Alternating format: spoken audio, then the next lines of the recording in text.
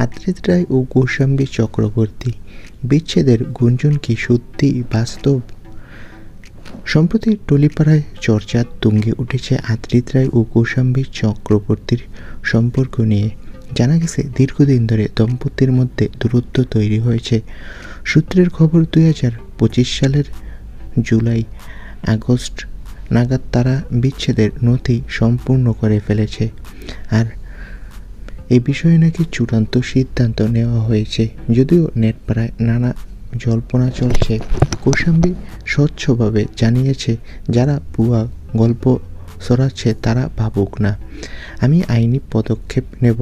এদিকে আদ্রিত রায়ও সামাজিক মাধ্যমে পরিবার নিয়ে স্পষ্ট জবাব দিয়েছে। দম্পতির নীরবতা ভাঙার এই ঘটনার পর স্পষ্ট হয়েছে সম্পর্কটি সত্যি শেষ পর্যায়ে পৌঁছেছে। এটা সম্পূর্ণ গুজব।